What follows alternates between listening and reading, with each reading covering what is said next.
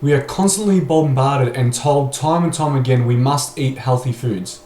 Eat your fruits, eat your veg, don't eat processed foods, reduce the amount of sugar you have, reduce the amount of dairy you have. We're always told this, and that's fine, but whenever we follow these diets, we always fail. It's too much of a habit shift to change the way we eat right now and go straight to that type of diet.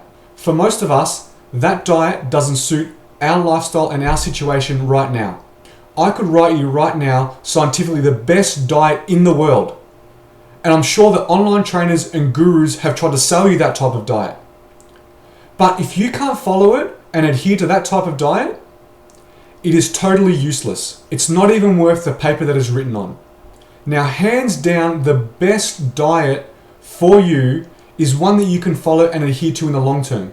Hands down, there's no argument against that. So how do we get you from where you are right now to eventually that type of diet?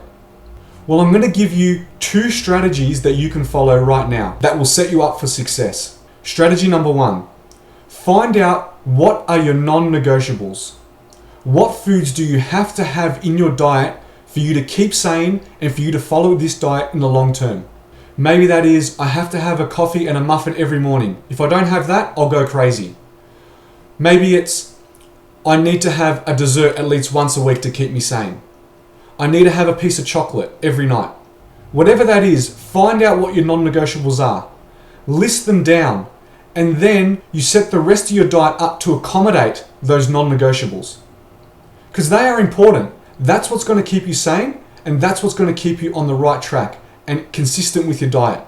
So we need that list of non-negotiables, and then from there, we'll just give you less of a portion and calorie budget for the day. Number 2, plan for social events or things that happen on a regular occurrence, like going out for work drinks every Friday night, dinner with friends every Saturday night, family dinner on a Sunday at your grandmother's house. How we accommodate these situations is reduce the amount of portions you have in each meal leading up to that event. So if tonight you're going to have a big dinner, then during the day we'll either reduce the amount of portions in each meal or we'll skip meals. So maybe we won't have breakfast and we'll go straight to lunch. We'll follow some kind of fasting protocol. Or what if the event is unexpected? Last minute you're invited to a dinner party, but you've already followed all your portions and your calories for the day. That's fine. Go and enjoy yourself at that event. The next day, we'll accommodate that. Maybe the next day you'll fast for a small period of the day. Or you just reduce all your portion sizes for that day to accommodate. Now, I know what you're probably thinking, but you can't skip meals, or I can't eat that much food in one hit. I must, have more frequent meals throughout the day, and they must be small portion sizes. Well, I'm going to debunk some myths for you right now that are definitely being proven by science over and over again to be false. Number 1, you have to have small, frequent meals throughout the whole day to keep your metabolism burning. That's been proven by science time and time again to be false. Your metabolism is not going to be affected by how many meals you have throughout the day. Whether you have 6 meals, 10 meals, or 2 meals, it's not going to affect your metabolism. Number 2, I must eat protein every 4 hours, otherwise my muscles are just going to fall off. It's been proven time and time again. It doesn't matter how frequent you eat protein, it's how much protein you consume throughout the whole day that matters. Number 3, your body can only digest 30 grams of protein, otherwise your body just wastes the rest of it. That has been debunked. Again, it doesn't matter how much protein you eat in each meal, it's how much you have throughout the whole day. And your body will definitely digest it.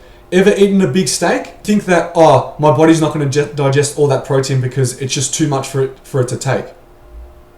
If you've had too much protein throughout the whole day, yes. But if you're still within your protein portions for the day, but you decide to have 3 portions in one meal, it doesn't make a difference. You're still going to digest that food. So there it is. Find out what your non-negotiables are. Set your diet around those non-negotiables.